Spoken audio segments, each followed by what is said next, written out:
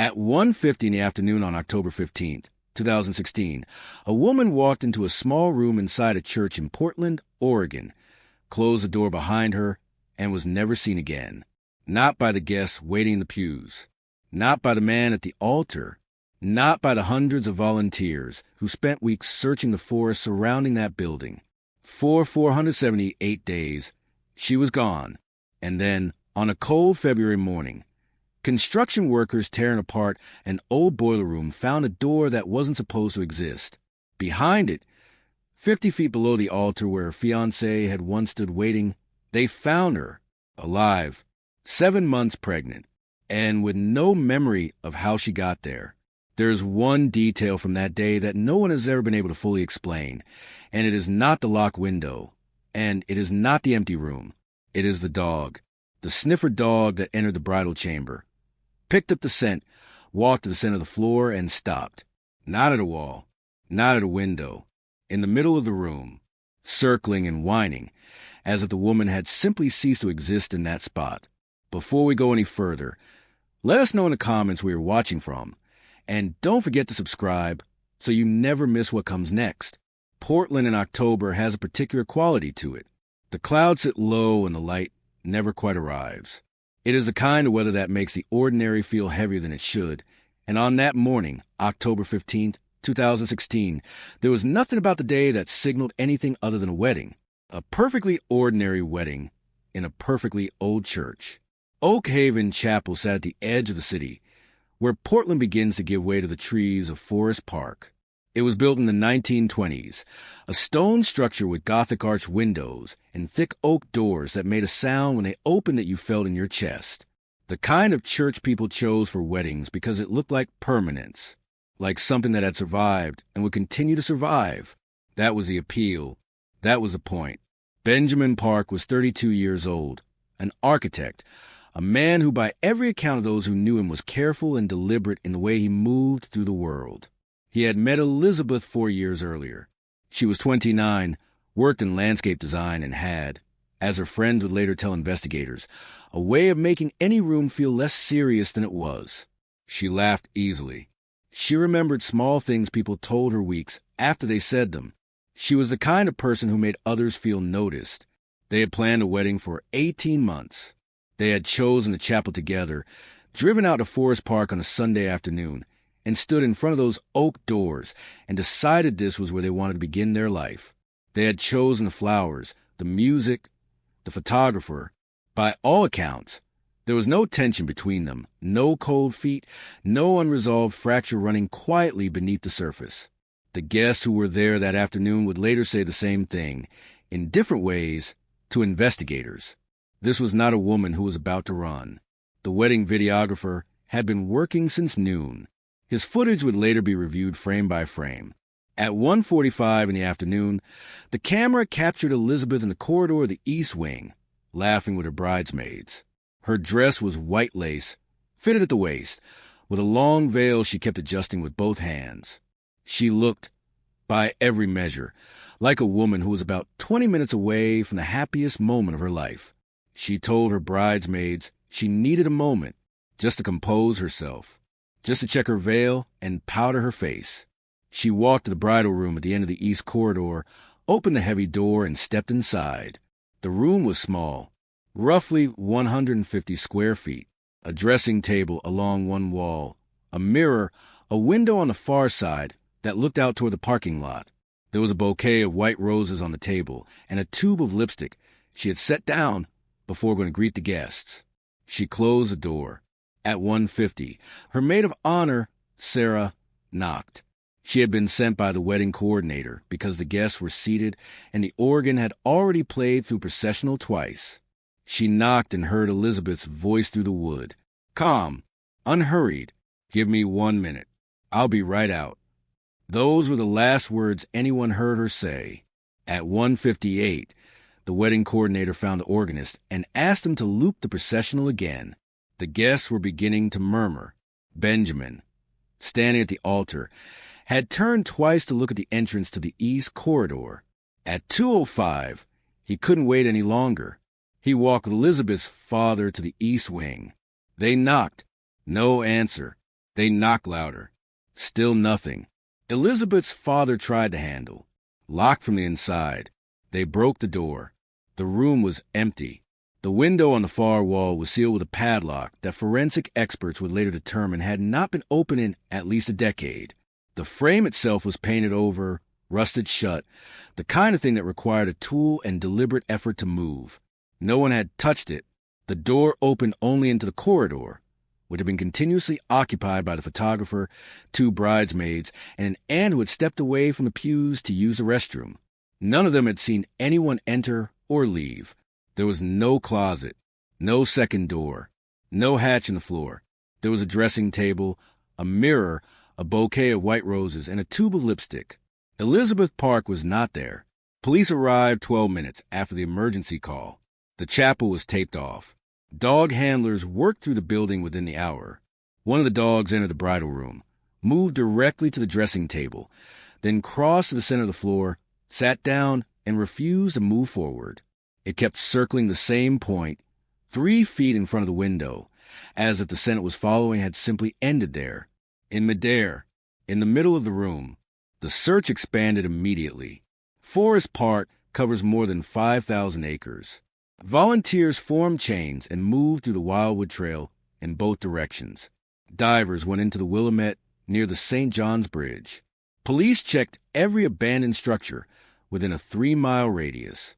Surveillance footage from gas stations and convenience stores within 10 miles was reviewed in its entirety. Hundreds of hours.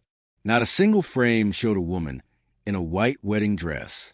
Investigators built their theories carefully and watched each one collapse under the weight of a single question. If she left willingly, why were her phone, her identification, and every one of her personal belongings still in the room? If she was taken, who took her and how? Through a corridor filled with people? If she walked out, why did no camera in a city covered in cameras catch even a glimpse of a white dress? By the end of that first night, the rain had come in hard and washed the churchyard clean. Benjamin Park sat on the altar steps, holding the bouquet of white roses from the bridal room. He had refused to leave. He believed, in the way people believe things when the alternative is too large to accept, that she would come back through those oak doors, that someone would find her, that this was a mistake of some kind that would resolve itself before morning. The morning came. She did not. The investigation went on for months with no meaningful development. The case was reclassified, the active search scaled back, and by early 2018, the file sat in a category that police departments know as suspended pending new evidence. Elizabeth Park's photograph on the missing persons board had begun to curl at the edges. Benjamin had spent every dollar of their shared savings, more than $75,000, on private investigators and independent forensic consultants. None of them found anything. He had not changed anything in their apartment. Her toothbrush was still in the bathroom. Her coat was still on the rack by the door. On the morning of February 5th, 2018, for 178 days after the door to the bridal room had opened onto an empty floor, a construction crew arrived at Oak Haven Chapel to begin work on the heating system. The old cast iron pipes that ran through the building's basement were original to the 1920 construction and needed to be replaced entirely. It was routine infrastructure work, the kind of job that takes weeks and involved a great deal of dust and very little drama, except that from the first day, the crew noticed something odd. A low humming sound came from the ventilation shafts at irregular intervals. Not wind, not pipes. The foreman described it as tonal, almost rhythmic. And from the eastern end of the basement, there was a smell, not the smell of old wood or mold or standing water, though there was some of that too. Something else. The crew treated the area with chlorine, and the smell faded slightly but did not leave. On the third day, the foreman was cross-referencing the work with the building's original blueprints from 1920. He found a discrepancy. In the far corner of the boiler room, there was a section of plasterboard wall that appeared in none of the original drawings. It was painted the same dirty gray as everything else. It had been there long enough that the paint had been applied over it in several coats. It looked like part of the room. He assumed a section of damaged pipe behind it. He ordered the wall broken down. When the crew took crowbars to the plasterboard, they did not find pipes. They found a door a heavy industrial door, set directly into the concrete foundation. There was no handle, only a keyhole for a complex lock mechanism covered entirely in rust. The foreman called for a welder. The cutting took 40 minutes.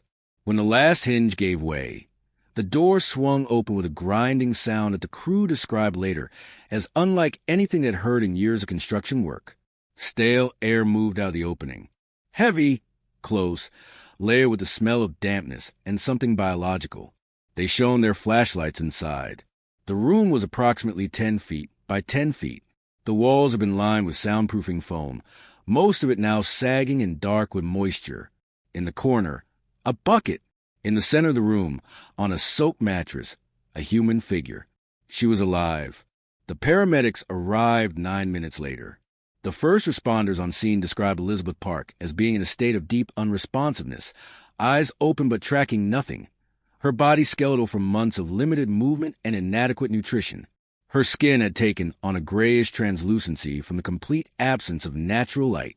When the paramedic lifted the blanket to assess her condition, every person present went quiet. Elizabeth was 7 months pregnant. She did not respond to her name. She did not look at the faces around her. When they brought her into the daylight outside the chapel, even the dim February overcast was enough. She covered her face with both hands and screamed. It was the first sound she had made since entering that room, and it carried across the churchyard in a way that made the police officers near the perimeter stop and turn. The detective who calculated the geometry of it was standing at the chapel entrance when the ambulance left. The bunker was directly beneath the east wing of the building. The precise center of the room where Elizabeth had been held sat no more than 50 feet below the floor of the bridal chamber, where her fiancé had waited for her in the days after her disappearance. He had stood above her, praying for her return, and the stone had said nothing. Benjamin Park was at the hospital in less than 20 minutes after receiving the call. He came through the doors of Legacy Emmanuel Medical Center with the expression of a man who had spent a year and a half preparing to feel relief.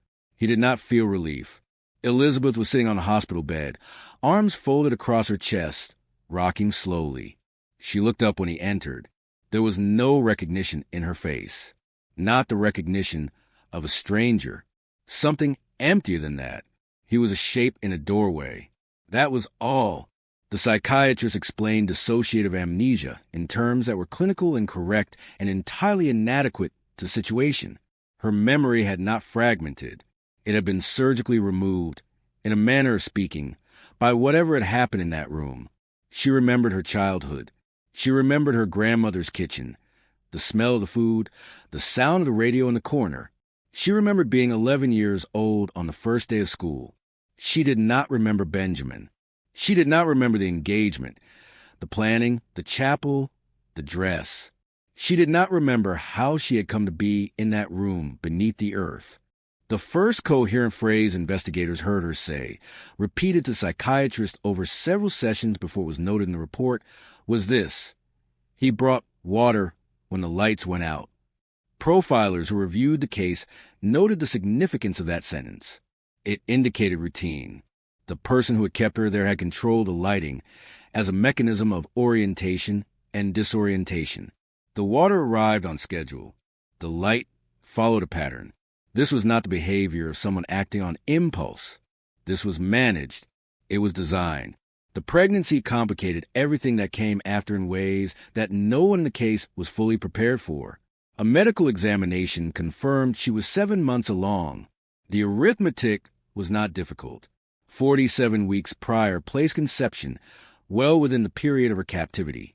Benjamin was not the father. Whoever had held her there had not merely imprisoned her. He had been there regularly over the course of more than a year. The forensic team returned to Oak Haven Chapel for a second examination of the crime scene, this time with the explicit purpose of understanding how the bunker had been missed in the initial search. The answer, when it emerged, reframed the entire investigation. The entrance to the underground room had been hidden not behind drywall alone, but behind a large industrial boiler that had been installed in the building in the 1970s. The back panel of the boiler unit was designed to look like a fixed wall section. To open it, you needed to know a specific mechanism. No one without prior knowledge would have looked there. The ventilation system was more remarkable still. Air circulated through a shaft that ran up inside one of the chapel's original non-functional chimneys. The intake and exhaust were located at roof level, more than 40 feet above the ground. When the dog had followed the scent to the center of the bridal room floor, it had been tracking a trace of air moving upward through micro-fractures in the stone. The scent had dissipated 40 feet in the air above the building, mixing into the atmosphere above the roofline. This was not improvised. Someone had designed this. Someone who understood the architecture of the building at a level that went beyond familiarity. Someone who had access to the structural plans, who knew where the original chimney shafts ran, who had the technical capability to construct a functional underground space within the existing foundation without leaving a record of the work. Detective James Galloway led the review that followed. The investigation went back to the records of every individual who had worked at, lived near, or had documented access to Oak Haven Chapel over the previous decade. The list narrowed, name by name, until 3 remained. The first was the elderly former pastor, Reverend Thomas, whose medical records showed he had been hospitalized on the day of Elizabeth's disappearance. He was eliminated. The second was Arthur Blackwood, the chapel's longtime cemetery caretaker, who held master keys to the entire property and who matched, in several ways, the profile being developed by investigators. He had died of a stroke 6 weeks before the bunker was found. His belongings had been cleared. The third was a handyman named David Miller, 45 years old, who had worked at the chapel between 2015 and 2016, restoring wood paneling and making structural repairs. He had worked evenings. He had had access to the basement. His neighbors described him as a man who moved through the world sideways, rarely making eye contact, attending church every Sunday, never seen with anyone he hadn't met at the hardware store or the parking lot of a gas station. A SWAT team found Miller in his trailer on February 8th, eating canned soup. He did not resist. He was confused and frightened and produced, within the first hour of searching his home, a collection of yellowed utility maps of historic Portland buildings, rolled under the mattress of his bed. Underground plans, basement schematics, maps of old sewers and forgotten subway tunnels. The hobby, he insisted, of a man fascinated by the city beneath the city. No DNA connected him to the bunker. No fiber. No key. No women's clothing. No physical evidence of any kind. The only path to conviction, if Miller was a man, ran through the unborn child. Detective Galloway made the decision to pursue amniocentesis. It was invasive and carried risk, especially given Elizabeth's fragile physical condition. But without it, the case had nothing. It was during the waiting period, while the lab processed the genetic material, that Dr. Alice Morgan, the clinical psychologist working with Elizabeth, noticed something. During a session on the hospital ward, a heavy truck passed outside the window. Elizabeth flinched so severely that she slid from her chair. She pressed her hands against her ears and began to repeat something under her breath. Dr. Morgan asked, slowly and carefully, about sounds in the dark. Elizabeth's answer came out in pieces over several sessions.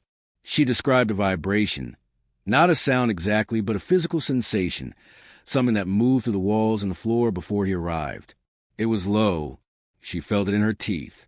She said that sometimes it formed a pattern, a slow, heavy pattern that she eventually recognized as music. Galloway contacted an acoustic engineer. The engineer's analysis was a key that unlocked a different kind of understanding entirely. The soundproofing in the bunker had been designed to block mid and high frequencies effectively. Screams, voices, street noise. However, low-frequency sound, particularly infrasound and deep bass, travels through concrete and compressed earth with relatively little attenuation. The only instrument in Oak Haven Chapel capable of generating sound at that frequency was the pipe organ, a large instrument, original to the building, with pipes that reached 16 feet in length. When it played, the vibration passed not just through the air in the nave, but through the stone of the walls and the bedrock beneath the floor. Someone had synchronized their visits to the underground room with the playing of the organ. The music drowned out the sounds that might have traveled upward, and the vibration served as an alert, a signal, telling her he was coming before the door opened. David Miller did not play the organ. The DNA results arrived on February 12th. The child was not Miller's. The profile was uploaded to the National Criminal Database. No match. The biological father of Elizabeth Parks' child had never been arrested, never served in the military, never submitted a sample of any kind to any law enforcement system in the country. Miller was released. The case was, again, without a clear direction. At this point in the investigation, two possibilities existed. Either the responsible person was someone who had operated entirely outside the systems designed to catch people like him, or he was someone who had been caught within the frame of the investigation and then released, not because he was innocent, but because the evidence wasn't there yet. Which one would you have believed? Benjamin Park had stopped trusting the investigation weeks earlier, not in the angry way of someone looking for someone to blame, in the quieter way of a man who understands that the system is not equipped for what he is dealing with. On February 14th, he went to the Multnomah County Central Library. Being an architect, he understood that buildings keep records long after people inside them are gone.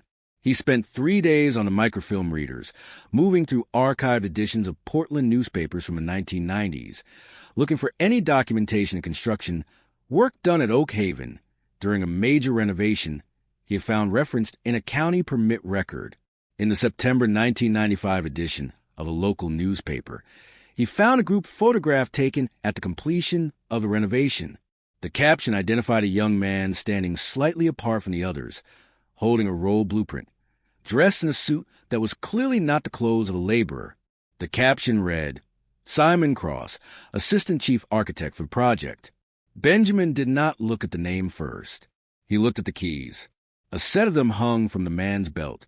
Long, old pattern keys with ornate bows, and one of them had a catifoil head. He had seen that shape once before, on the lock of the door to the chapel's basement, the same day he and Elizabeth had toured the building before booking it. He looked at the face. He had seen that face, not in a library archive, in person. On October 15th, 2016, a tall man in a service uniform, working with a catering crew, carrying boxes of champagne through the service entrance. A man who had held the door for Benjamin that morning and said nothing and kept his face turned slightly away. Simon Cross had been at the wedding. He had not come to take her on the day itself. He had been preparing it for months. He had been inside the building for a year before. He had built the room. He had hidden the door. He had returned on the day of the ceremony dressed as part of the catering staff, and he had waited. Benjamin called no one.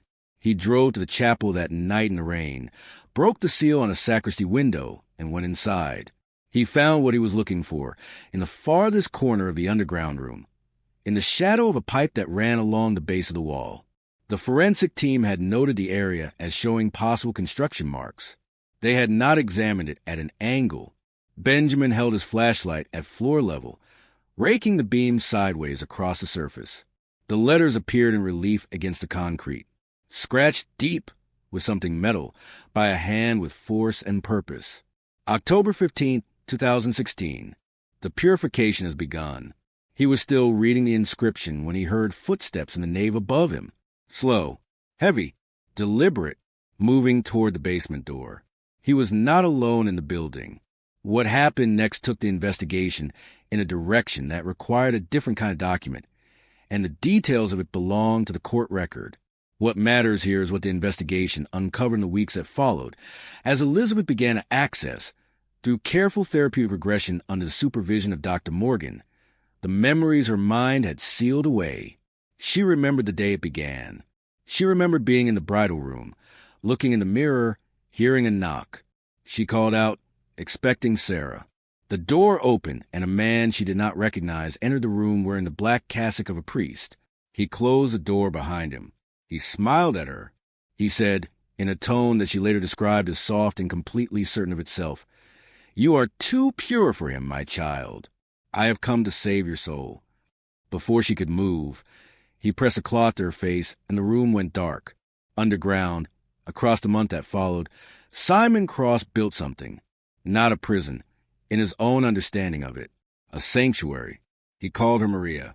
He brought her an old wedding dress, yellowed and stiff with age, and he made her wear it. He brought candles and lit them in the dark. He preached. He talked about the sinfulness of the world above the floor, the corruption of marriage, the desecration of purity. He constructed a theology of captivity and presented it to her as rescue. The name Maria unlocked one more terrible door. Galloway pulled missing persons files from the previous 30 years. In November 1998, a 14-year-old girl named Maria Santos had disappeared from a Portland orphanage. She was a runaway. The file said, last seen at a bus stop. Her case had been closed. Her body had never been found. The construction records for that orphanage, St. Mary's, showed that a major renovation of the facility had been completed in 1997 and 1998. The chief architect was a man named Archibald Cross. His 18-year-old son had worked on site as an assistant during the project. The son had access to the blueprints, to the basement, to the concrete pours. Simon Cross had done this before. The old wedding dress he had brought underground for Elizabeth had belonged to a world he had built 20 years earlier. Elizabeth Park was not his first. She was his second attempt at something his first had not completed. At an abandoned pumping station near Multnomah Falls, a combined state and federal raid team arrived at 5 a.m. on February 23, 2018. The building was covered in moss, its windows broken, its gate locked with a rusted chain that took 40 seconds to cut. Inside, the main hall had been transformed. The walls, floor to ceiling, were covered in photographs of Elizabeth Park, leaving her apartment, entering a coffee shop, standing in the parking lot of a garden center, trying on a veil at a bridal shop. He had watched her for a year before she disappeared. He had documented every movement. He had known her routine better than anyone who loved her. In the corner of the room, there was a structure that appeared at first to be a child's crib. It was not made of wood. The frame had been assembled from human bones, polished to a high gloss, fitted together with a craftsman's precision. Examination would confirm they were the remains of Maria Santos, the girl who had vanished in 1998. Cross had kept them for 20 years. He had built a cradle for the child he intended Elizabeth to carry. At the end of the main corridor, behind a steel door, a dim blue light came from a crack along the floor. The raid team breached the door and found Simon Cross seated in an office chair with his back to the entrance. The monitors in front of him were displaying footage on a loop. 5 seconds of wedding video, the same 5 seconds over and over. Elizabeth in the east corridor, adjusting her veil, walking toward the bridal room, walking toward the door, still free in those 5 seconds, still belonging to the world above. He did not resist when the handcuffs went on. He smiled. He said almost to himself, "She's perfect, isn't she?" The trial was closed to the public. The jury deliberated for less than 2 hours. Simon Cross was convicted on all counts and sentenced to life without the possibility of parole. He was transferred to a maximum security facility in eastern Oregon, where he remains in solitary confinement. In April 2018, Elizabeth gave birth to a daughter. The DNA test confirmed Simon Cross as the father. Benjamin Park was at the hospital. He had stayed. He had tried. He had rearranged his life to accommodate a future that had been rearranged by someone else's madness. It was not enough, not because he lacked the will, but because some things alter the geography of a relationship in ways that love cannot fully navigate. Every time he looked at the child, the math of her existence returned. Elizabeth, for a part, could not form the connection the child deserved. The trauma had not simply left marks. It had redefined the architecture of who she was. A year after her rescue, Elizabeth gave up her parental rights. The daughter was placed with a close adoption family in another state. Elizabeth changed her name, moved to Seattle, and began the work of becoming someone the past could not so easily locate. Benjamin stayed. He still works at the same firm. His colleagues describe him as competent, quiet, present in the technical sense of the word. He visits Oak Haven Chapel occasionally. The building has been shuttered since the case became public. The city council deliberating on demolition. He stands at the fence and looks at the east wing window. He has said, to no one in particular on those visits, that he keeps running the morning back. What would have happened if he had knocked at 1:49 instead of 1:50? If he had just gone to the door 1 minute earlier, there was a final discovery. During the last forensic sweep of the underground room, after the conviction, and after the case was formally closed, a criminalist working in the far corner of the bunker noticed something on the interior surface of the heavy metal door, near the floor, in an area obscured by rust and shadow. It had not been visible during the initial processing because of the angle of light. It was an inscription, short, made with something small and sharp, possibly a buckle or a hairpin, pressed so deeply into metal that it had split the rust rather than scratching through it. Handwriting analysis confirmed it matched Elizabeth Parks. She had written it in the first days of her captivity, before the chemicals and the months of psychological unmaking had taken from her the knowledge of who she was. She had written it for one person. Ben, if you're reading this, don't look for me. I'm already dead. He did not find it. A stranger did. And by the time Benjamin was told, Elizabeth had been gone for months in the other direction, into a new name and a new city, and a life rebuilt on the condition that Portland never find her again. The woman who scratched those words into the metal in the first days of her captivity understood something in those early hours that the rest of the world was still catching up to. She understood that whatever came out of that room, however many days later, would not be entirely her, that the person who entered was already being taken apart. She was right, and she was wrong. She came out, but she left something behind that no one, not the investigators, not the doctors, not Benjamin, could retrieve for her. Cases like this don't disappear. They just fade when people stop asking questions. If something in this story stayed with you, leave a comment below. Tell us what you think was never fully answered, because we covered the facts and we've covered what the courts decided. But there are still questions here that no verdict resolves. What was Simon Cross before this? What he might have become without it? And what it means that a man could spend years building a room beneath a church, waiting for the right woman to walk through a door, and that no system, no algorithm, no background check or surveillance camera ever came close to seeing it coming. Elizabeth is somewhere, living under a different name. She has not spoken publicly about any of this. That is her right. But the little girl adopted into a close family in another state is growing up. One day she will be old enough to ask where she came from, and someone, somewhere will have to find the words. That question has no answer yet. Maybe it never will.